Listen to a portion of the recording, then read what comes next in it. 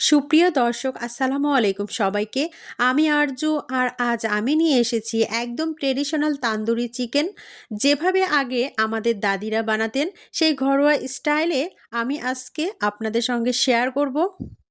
এইভাবে হোমমেড মশলায় যদি তান্দুরি চিকেন রেসিপিটা তৈরি করেন একদম দোকানের চেয়েও স্বাদ দ্বিগুণ হবে, তা কম হবে না। চলুন শুরু করা যাক। আমি কিভাবে তান্দুরি চিকেন রেসিপিটা তৈরি করলাম। একটা লাইক দিয়ে স্টার্ট করতে ভুলে যাবেন না ভিউয়ার্স। এখানে আমি নিয়ে নিয়েছি 1 কেজির মতো মাংসের টুকরো, যেগুলো আমি স্লাইস করে কেটে নিয়েছি যাতে এর ভেতরে মশলাগুলো ঢুকে যায় এবং অনেক স্বাদ লাগে খেতে। এর জন্যই দেখুন আমি এভাবে কেটে নিয়েছি। এই রেসিপির মূল মজা থাকে মশলার ভারসাম্যে, তাই আমি আজ ব্যবহার করছি একদম দেশি ঘ্রাণের মশলা। এখানে আমি একটু লেবু আর টক দই সুন্দর করে দিয়ে আমি মেরিনেট করব। এর জন্যই আমি এগুলো সুন্দর করে মাখিয়ে নিয়ে 30 মিনিটের মতো আমি এটাকে রেস্টে রাখব। রেস্টে রাখার ফলে এটা সুন্দরভাবে ভেতরে পৌঁছে যাবে আর খেতেও কিন্তু দুর্দান্ত লাগবে। দেখুন ভিডিওতে যেভাবে দেখাচ্ছি ঠিক আপনারাও এভাবেই ট্রাই করবেন, অবশ্য অনেক ভালো লাগবে খেতে। নিজের হাতে রান্নার করে খাওয়ানোর মজাই আসলে আলাদা। এখানে হোমমেড মশলা ব্যবহার করব, সেজন্যই কিন্তু আমি এখানে জয়ফল, জয়ত্রী, তারপরে সাদা এলাচ আর দারুচিনি, এগুলো সব ধরনের মশলায় আমি বেটে নিচ্ছি। বেটে নিয়ে কিন্তু একদম হোমমেড মশলাটাই ব্যবহার করছি, আমি বাইরের কোনো মশলা ব্যবহার করছি না ভিউয়ার্স। দেখুন আমি এখানে গুঁড়ো মরিচ দিলাম 2 চা চামচ। আপনারা যতটুকু ঝাল খাবেন ঠিক ততটুকু পরিমাণে দিতে হবে। এরপরে বেটে রাখা মশলা জয়ফল, জয়ত্রীর যে বেটে রেখেছিলাম সেই মশলাটা আমি এখানে 2 চামচ দিয়ে দিয়েছি। এরপরে আমি আদা রসুন বাটা দিয়েছি 2 চামচ।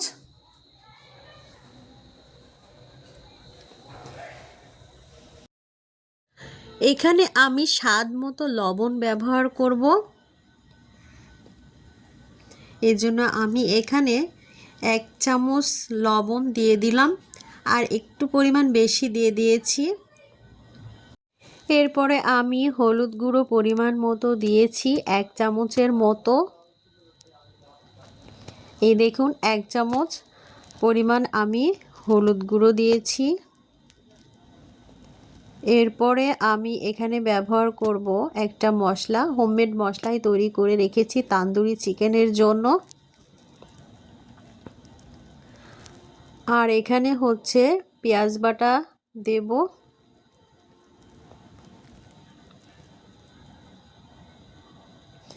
দিয়ে সুন্দর করে এগুলো আমি মাখিয়ে নেব। একটু তেল ব্যবহার করব আর এখানে সামান্য পরিমাণ চিনি দিলাম। পুরো মশলাটা আমি তেল দেব, দিয়ে সুন্দর করে মাখিয়ে নিব। এরপরে আমি টক দই আর হচ্ছে মিষ্টি দই ব্যবহার করেছি। এই যে দেখুন আমি পুরোটাই মাখিয়ে নিচ্ছি, একটু কিন্তু তেল ব্যবহার করেছি।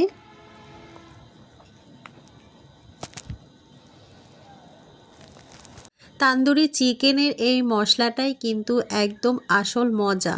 এটা যদি পারফেক্টভাবে দিতে পারেন তাহলেই কিন্তু তান্দুরি চিকেন মশলাটা যদি ভালো হয় একদম তান্দুরি চিকেনটাও অনেক মজা লাগবে খেতে। এর জন্য এই পরিমাণটা ঠিক রাখতে হবে। আমি এগুলো দিয়ে দিলাম। চিকেনগুলো আমি দিয়ে সুন্দর করে ম্যারিনেট করব 1 ঘন্টার মতো। আমি এগুলো মাখিয়ে ঢাকনা দিয়ে ঢেকে রেখে দিব। একটু সময় লেগেছে, তারপরও কিন্তু খেতে অসাধারণ হয়েছিল।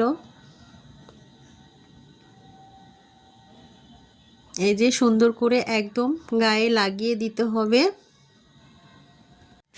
চিকেন ভালোভাবে মশলায় মাখিয়ে নিতে হবে যেন প্রতিটা টুকরাতে মশলার স্বাদ ঢুকে যায়।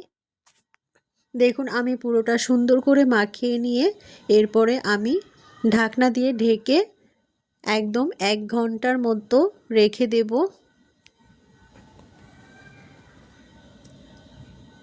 যদি ভিডিওটা সামান্যতম ভালো লেগে থাকে ভিউয়ার্স, তবে লাইক কমেন্ট শেয়ার করে পাশে থাকবেন। 1 ঘন্টা পরে ফিরে আসলাম। তান্দুরি চিকেনগুলো আমার রেডি হয়ে গিয়েছে, দেখুন অনেক সুন্দর ভেতরে পৌঁছে গেছে। এখন কিন্তু আমি এটা রেডি করে নিব। এটা আমি ওভেনে ব্যবহার করব, সেজন্যই আমি ওভেনের ওপরে দিয়ে দিচ্ছি এক এক করে।